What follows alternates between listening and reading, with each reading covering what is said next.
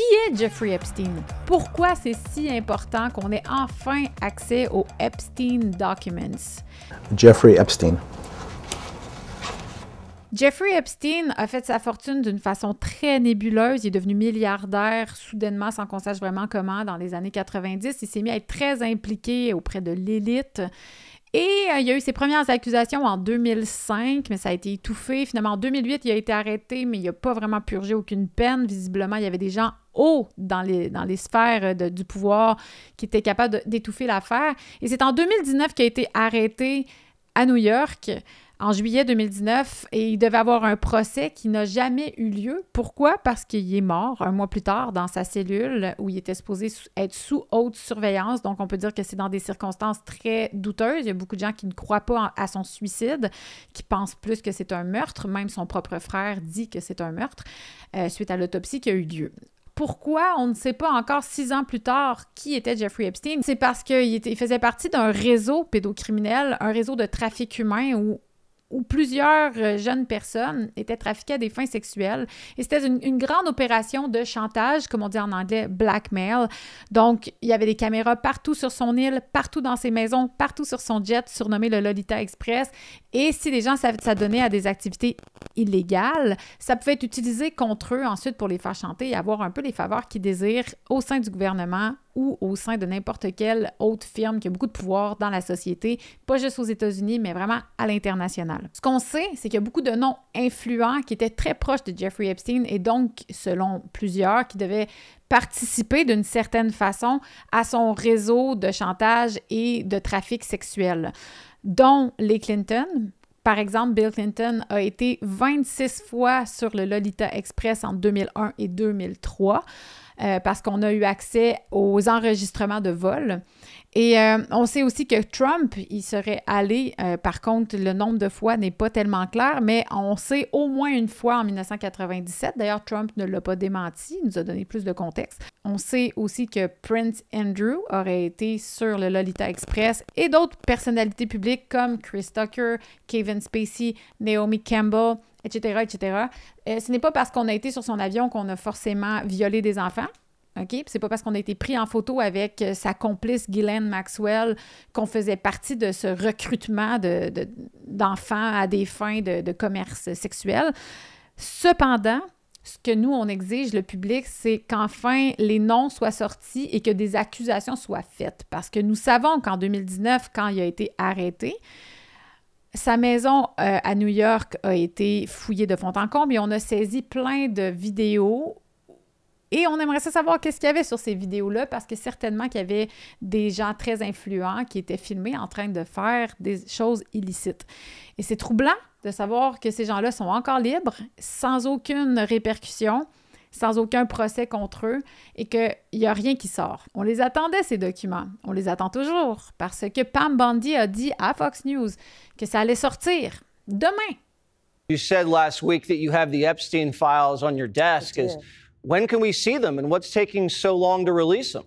I do. Jesse, there are well over 200 victims, over 250 actually. So we have to make sure that their identity is protected and their personal information. But other than that, I think tomorrow, the personal information of victims. Other than that, I think tomorrow, Jesse, breaking news right now, you're going to see some Epstein information being released. Et le lendemain vint, et les documents ne vinrent jamais. Ou pas vraiment, en fait. Oui, on les a déclassifiés d'une façon vraiment très étrange. On a invité des influenceurs, pas des journalistes, mais bien des influenceurs, à aller à la Maison-Blanche et on leur a mis un cartable. Pas genre des boîtes et des boîtes de documents. On n'a pas mis ça en ligne en PDF comme quand Wikileaks sort une grosse histoire puis que tout est mis en dizaines de milliers de documents où tout le monde y a accès d'un coup. Non, on a donné des documents de style bureau en gros. Et il y a 15 influenceurs qui ont eu l'honneur d'être reçus à la Maison-Blanche. Donc déjà, ils perdent complètement leur objectivité, deviennent totalement partisans envers le gouvernement, alors que si Trump est impliqué ou d'autres personnes au sein du gouvernement de l'administration Trump, il faudrait rester objectif et critique envers cette administration. Et là, les gens, bien entendu, on a vu là, ces photos-là, on les voit sourire, tout joyeux, avec un cartable avec 250 victimes de viols et d'abus sexuels dedans. Donc, plusieurs ont relevé que ça n'avait pas vraiment le bon ton. C'était de mauvais goût de sourire avec ce cartable-là dans les mains, comme si on brandissait un Grammy Awards. Donc, c'était assez frustrant et aussi le choix des personnes était pour plusieurs décevant parce que c'est pas des journalistes indépendants. Je peux comprendre l'affirmation qui est faite par l'administration Trump de dire on n'a plus confiance dans les médias traditionnels et donc on se tourne vers les nouveaux médias, le peuple, vous, ceux qui avaient des plateformes et qui vous exprimez. Cependant, le problème en allant chercher des individus, c'est l'ego. Quand on va chercher une institution, il y a comme quelque chose de plus rigoureux. Ça devrait, c'est plus comme ça malheureusement. C'est pour ça qu'on a perdu notre confiance dans les institutions et les médias traditionnels. Mais c'était ça qui était bien avant en allant vers le New York Times. Ben, tu t'attends à ce qu'il y ait une certaine rigueur. Oui, ces institutions-là ont été corrompues, mais c'est la même chose avec des influenceurs indépendants en leur donnant un accès privilégié à la Maison-Blanche. Et ils tombent vraiment dans l'ego et là, ils perdent leur esprit critique. J'ai fait ce commentaire-là, même sur mes pages en décembre, en reprochant à Russell Brand de faire exactement ça. Première chose qui, selon moi, est très douteuse. Deuxièmement, le choix des influenceurs. Pourquoi aller choisir quelqu'un comme celle qui a le compte Libs of TikTok, qui est du militantisme et de l'activisme, c'est même pas du journalisme, elle n'est pas neutre du tout. On aurait pu aller vers quelqu'un comme Matt Taibbi, Michael Shellenberger, ou des gens qu'on connaît pour être quand même plus rigoureux. Malheureusement, c'est pas ça qu'on a. Et ils ont été jusqu'à choisir, dans les 15 personnes à qui on remis les cartables, Jessica Reed Krause, qui a le Substack House and Habit. Elle s'autoproclame elle-même comme une potineuse. Elle fait du gossip column, comme on dit en anglais, donc les trucs à potins de Hollywood et ces choses-là.